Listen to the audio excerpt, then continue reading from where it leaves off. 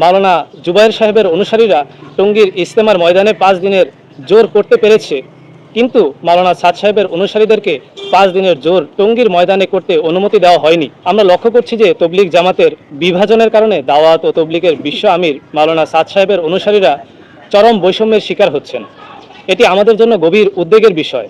আমরা প্রথম থেকেই চেয়েছিলাম যাতে কোনো পক্ষ বৈষম্যের শিকার না হয় এবং বিভাজন থেকে কোনো সহিংসতা সৃষ্টি না হয়, কিন্তু অত্যন্ত দুঃখের সঙ্গে বলতে হচ্ছে বিশ্ব আমির মাওলানা সাদ সাহেবের অনুসারীরা বারবার বৈষম্যের শিকার হয়েছে, যার সাম্প্রতিক উদাহরণ হলো মাওলানা জুবায়ের সাহেবের অনুসারীরা টঙ্গীর ইজতেমার ময়দানে 5 দিনের জোর করতে পেরেছে, কিন্তু মাওলানা সাদ সাহেবের অনুসারীদেরকে 5 দিনের জোর টঙ্গীর ময়দানে করতে অনুমতি দেওয়া হয়নি।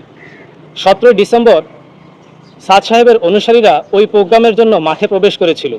জুবায়ের সাহেবের অনুসারীরা 4 ডিসেম্বর সেই প্রোগ্রাম শেষ করে তবুও তারা মাঠে অবস্থান করেছিল, যার ফলশ্রুতিতে টঙ্গীর ময়দানে উভয় পক্ষের মধ্যে এক অনাকাঙ্ক্ষিত ঘটনা ঘটেছে।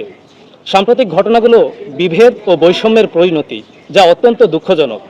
আমরা ঢাকা বিশ্ববিদ্যালয়ের সাধারণ শিক্ষার্থীদের পক্ষ হতে দ্ব্যর্থহীনভাবে বলতে চাই যে এই বৈষম্য দ্রুত নিরসন হওয়া জরুরি। দুই পক্ষের মধ্যে শান্তি ও ঐক্য ফিরিয়ে আনতে আমাদের সবাইকে এগিয়ে আসতে হবে। আমরা সংশ্লিষ্ট সকল পক্ষকে আহ্বান জানাই, আসুন সংলাপ এবং সমঝোতার মাধ্যমে সমাধান করি। এক্ষেত্রে আমরা সরাসরি মাননীয় প্রধান উপদেষ্টা ডক্টর মোহাম্মদ ইউনূস স্যারের হস্তক্ষেপ কামনা করছি। তবলিগ জামাতের বিভাজন ও বৈষম্য নিরসনে আমাদের প্রস্তাবনাসমূহ: 1. ধর্মীয় স্বাধীনতা নিশ্চিতকরণ। বিবাদমান উভয় পক্ষ যেন দেশের সমস্ত মসজিদে তাদের নিজ নিজ আমল স্বাধীনভাবে স্বাধীন নাগরিক হিসেবে সম্পাদন করতে পারে।